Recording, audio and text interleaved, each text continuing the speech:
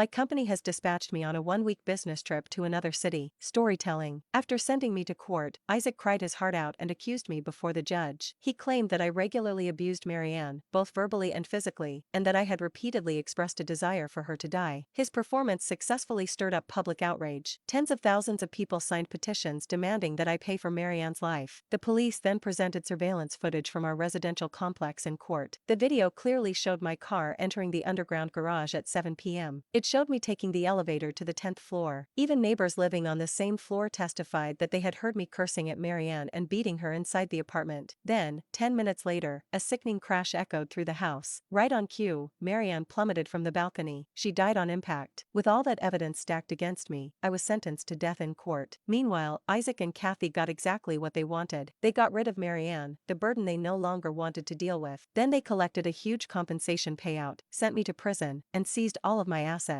Those comments sent an ice-cold shiver down my spine. The monsters had been right beside me this whole time, and I never even saw them coming. Although I still had no idea how they had managed to fabricate such a perfect crime scene or how they had somehow made the me in the original timeline cooperate so completely, there was only one thing I could do now. I had to be patient. Every second I spent pretending to be unconscious felt unbearably long. It wasn't until the clock on the wall ticked past 7:10 p.m. that I finally let out a quiet breath of relief and slowly opened my eyes. Just then, the hospital room door was gently pushed open. Since I was awake, the doctor performed a brief examination. Fortunately, my car's safety features had held up well, and I hadn't been driving too fast. Aside from some minor external injuries, there was nothing serious. The CT scan of my head came back normal as well. A few days of rest would be enough for a full recovery. After the doctor left, two traffic officers in uniform entered the room carrying notebooks and pens. "Miss, how are you feeling now?" one of them asked. "Would you mind cooperating with a brief inquiry about how the accident unfolded?" I rubbed my still aching head and replied softly, "Thank you. I'm fine now, just a little dizzy." After a pause, I put on an expression of someone trying hard to remember. I was stopped at a red light when my phone suddenly went off. I instinctively reached for it, and somehow I accidentally hit the accelerator instead. Before I knew it, the car shot forward. The officers carefully recorded every word. One of them nodded and said, "We've already investigated the scene. At this point, it appears to have been a single vehicle accident. Fortunately, no other cars or pedestrians were involved. However, you'll likely be responsible for the cost of repairing the concrete barrier you hit. Also, the front end of your vehicle suffered significant damage. We've already arranged for it to be towed to the dealership for inspection and repairs." I nodded lightly, and a bitter smile crossed my face. "Of course, that's my responsibility. Thank you, officers. Sorry for the trouble. I had taken a financial hit and ended up with scrapes all over my body, but it was worth it." There had been traffic officers, medical staff, and so many onlookers at the